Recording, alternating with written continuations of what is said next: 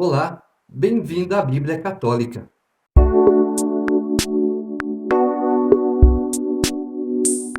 Números capítulo 19. Yahvé falou a Moisés e Arão. Disse-lhes: Eis um estatuto da lei que Yahvé prescreve.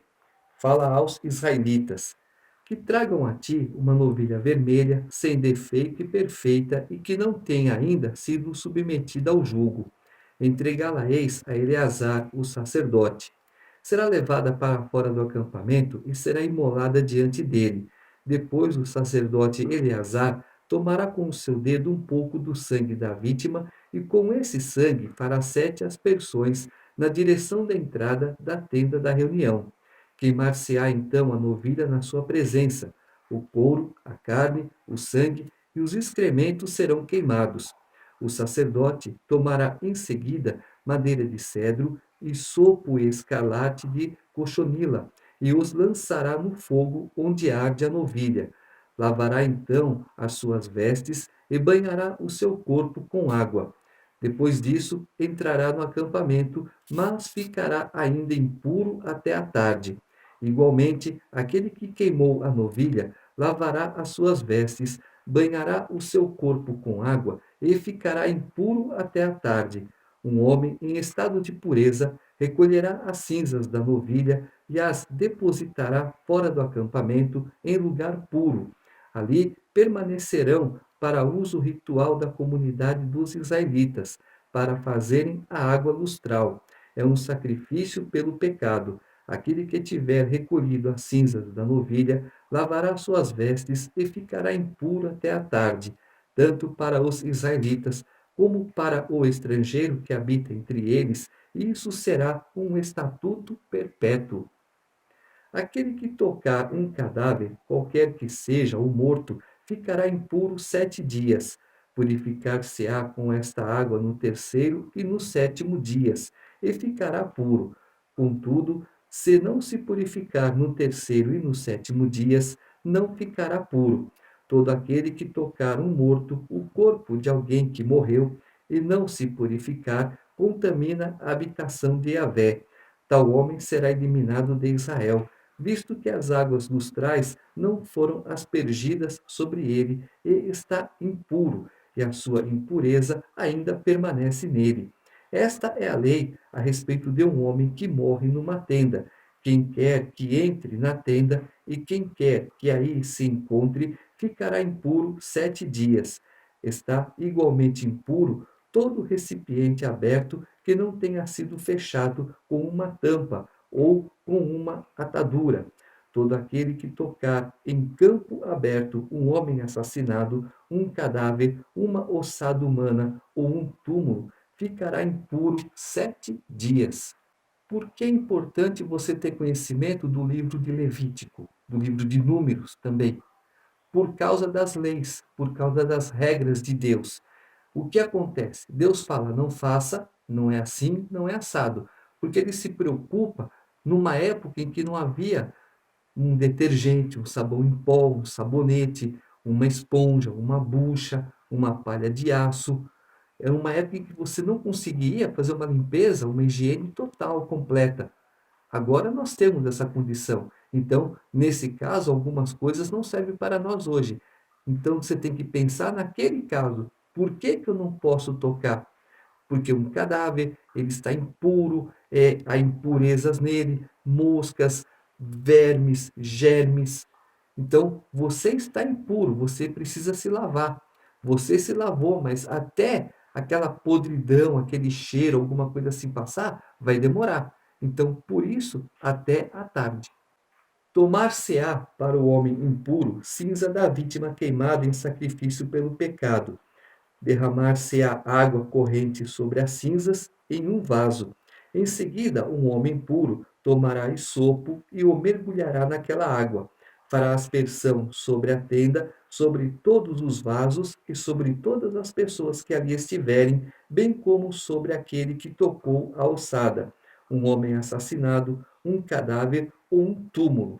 O homem puro fará aspersão sobre o impuro no terceiro e no sétimo dia, e no sétimo dia estará livre do seu pecado. O homem impuro lavará suas vestes, banhar-se-á com água, e à tarde estará puro. Contudo, um homem impuro que deixar de se purificar desta maneira será eliminado da comunidade, porque contaminaria o santuário de Yahvé. As águas lustrais não foram aspergidas sobre ele, está, pois, impuro. Isto será para eles um estatuto perpétuo. Aquele que fizer a aspersão das águas lustrais lavará suas vestes, e aquele que tocou essas águas ficará impuro até a tarde. Tudo aquilo que o impuro tocar ficará impuro, e a pessoa que o tocar ficará impura até a tarde. Vamos ver Sansão, Davi.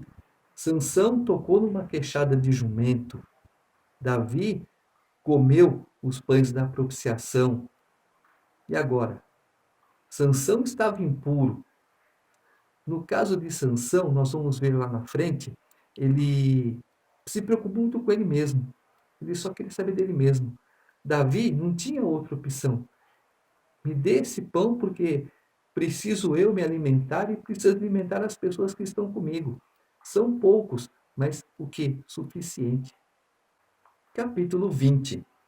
Os israelitas, toda a comunidade, chegaram no primeiro mês ao deserto de Sim. O povo permaneceu em Cádiz. Ali morreu Maria e ali foi sepultada. Não havia água para a comunidade. Amotinaram-se então contra Moisés e Arão. E o povo contendia contra Moisés. Oxalá tivéssemos perecido, diziam, como pereceram nossos irmãos diante de Yahvé. Por que conduziste a Assembleia de Yahvé a este deserto para que morrermos, nós e os nossos animais?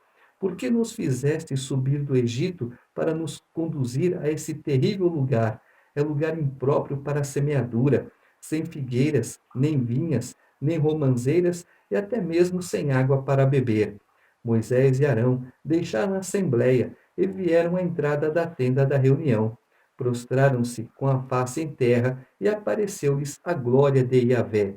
Yahvé falou a Moisés e disse: Toma a vara e reúne a comunidade, tu e teu irmão Arão.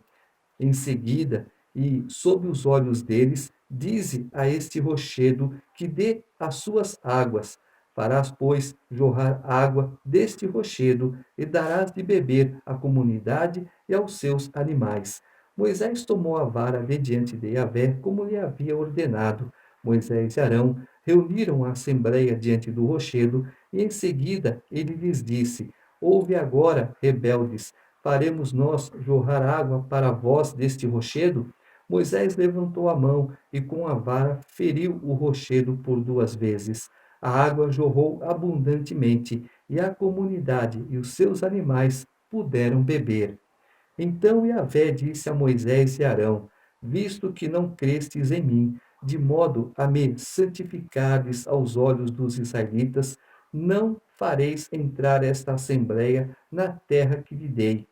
Estas são as águas de Meriba, onde os israelitas contenderam com Yahvé e onde manifestou-lhes a sua santidade. Mais uma vez o povo murmura: tantos milagres Deus fez, e tantas reclamações, tantas murmurações são feitas diante de Deus. Moisés então pede orientação. Deus fala: conversa com a rocha que ela jorrará água. Moisés, nervoso, feriu a rocha 2 vezes. Deus ficou bravo. Por essa sua atitude, você não conduzirá esse povo para dentro da terra que eu estou prometendo a vocês. Por quê? A primeira vez Deus falou: fere a rocha. Lá em uma das cartas de Paulo, ele fala que Jesus estava na rocha. Então, a primeira vez, quando Moisés fere a rocha, simboliza o sacrifício de Jesus. A segunda vez, Moisés falaria com a rocha, simbolizando a ressurreição de Jesus. Então, quando Moisés fere a rocha pela segunda vez, ele está anulando a ressurreição de Jesus. Por isso que Deus ficou bravo com ele. Vocês agora deixaram de me honrar, deixaram de acreditar em mim. Esse é o problema. Moisés enviou de Cádiz mensageiros ao rei de Edom: assim fala teu irmão Israel. Tu mesmo sabe quantas tribulações nos têm advindo. Nossos pais desceram ao Egito, onde habitamos por muito tempo. Os egípcios, contudo, nos maltrataram bem como a nossos pais. Clamamos a Yahvé, ele ouviu a nossa voz e enviou o anjo que nos tirou do Egito. Eis que agora estamos em Cádiz, cidade que está nos confins do teu território. Queremos, se isto te apraz, atravessar a tua terra. Não atravessaremos os campos, nem as vinhas, não beberemos água dos poços, seguiremos a estrada real, sem nos desviarmos para a direita ou para a esquerda, até que atravessemos o teu território. Respondeu-lhe Edom: Não passarás por mim, pois do contrário marcharei armado ao teu encontro. Disseram-lhe os israelitas: Seguiremos a estrada batida. Se bebermos da tua água, eu e os meus animais, pagar-te-ei o preço. Basta que me deixes passar a pé. Respondeu Edom: Não passarás. E Edom marchou ao seu encontro com muita gente e grande força. Tendo assim Edom recusado a Israel a passagem pelo seu território, desviou-se dele Israel. Partiram de Cádiz e os israelitas, toda a comunidade, chegaram à montanha de Or. Yahvé falou a Moisés e Arão na montanha de Or, na fronteira da terra de Edom. Disse-lhes: Arão reunir-se-á aos seus, não entrará na terra que darei aos israelitas, visto que fostes rebeldes à minha voz nas águas de Meriba. Toma Arão e Eleazar, seu filho, e faze-os subir a montanha de Or. Então despirás Arão das suas vestes e as porás em Eleazar, seu filho, e Arão se reunirá aos seus. É ali que ele deve morrer. Moisés fez o que Yahvé havia ordenado, diante dos olhos de toda a comunidade. Subiram a montanha de Or. Moisés despiu Arão das suas vestes e as vestiu em Eleazar, seu filho. E lá morreu Arão no cume do monte. E Moisés e Eleazar desceram a montanha. Toda a comunidade viu que Arão havia expirado, e toda a casa de Israel chorou Arão durante 30 dias. Deus mostra aqui a repulsa, o preconceito pelo povo dele desde a origem. Algum tempo atrás, pessoas, vamos acabar com Israel, vamos destruir Judá. Não é assim. Olha, eu vou passar pelas suas terras, eu não vou mexer na sua plantação, não vou mexer na sua água. Caso eu tome água, eu vou pedir, e se precisar, eu pago. Eu não estou sendo malvado com você, não estou sendo aproveitador. Mas não, eu não quero você aqui, e se você cismar, eu mando o meu exército para cima. Que absurdo, gente. É mais fácil você fazer amizade do que inimizade. Eu estou pedindo, gentilmente, mandei uma carta. Vê só como as pessoas nos tratam sem que nós façamos mal a elas. E, infelizmente, por causa das águas de Meriba, lá na rocha, Arão foi o primeiro que não entrou na terra prometida.